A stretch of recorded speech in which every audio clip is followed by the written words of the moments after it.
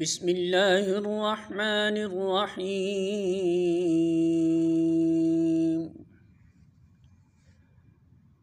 الشہر الحرام بالشہر الحرام والحرمات قصاص فمن اعتدى عليكم فاعتدوا عليه بمثل ما اعتدى عليكم واتقوا اللہ واعلموا ان اللہ مع المتقین۔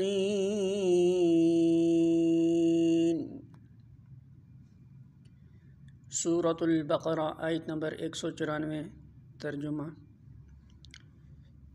ماہ حرام کا بدلہ ماہ حرام ہی ہے اور تمام حرمتوں کا لحاظ برابری کے ساتھ ہوگا، لہٰذا جو تم پر دست درازی کرے تم بھی اسی طرح اس پر دست درازی کرو، البتہ اللہ سے ڈرتے رہو اور یہ جان رکھو کہ اللہ انہیں لوگوں کے ساتھ ہے جو اس کی حدود توڑنے سے پرہیز کرتے ہیں۔ سورۃ البقرہ حاشیہ نمبر 206۔ اہل عرب میں حضرت ابراہیم علیہ السلام کے وقت سے یہ قاعدہ چلا آ رہا تھا کہ ذی القعدہ، ذی الحجہ اور محرم کے 3 مہینے حج کے لیے مختص تھے اور رجب کا مہینہ عمرے کے لیے خاص کیا گیا تھا، اور ان 4 مہینوں میں جنگ اور قتل و غارت گری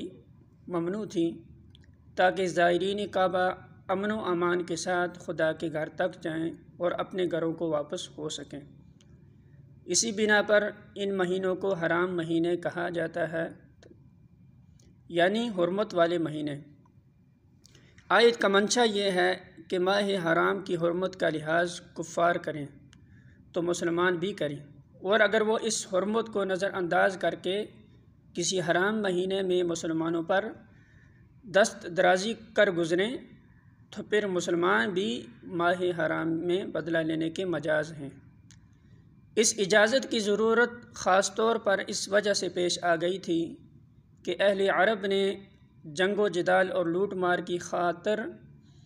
نسی کا قاعدہ بنا رکھا تھا، جس کی روح سے وہ اگر کسی سے انتقام لینے کی یا غارت گری کرنے کے لیے جنگ چھیڑنا چاہتے تھے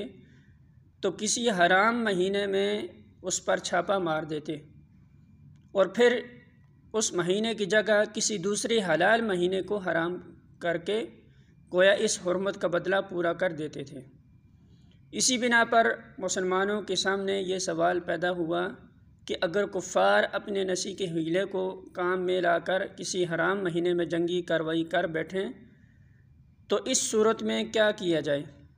اسی سوال کا جواب اس آیت میں دیا گیا ہے۔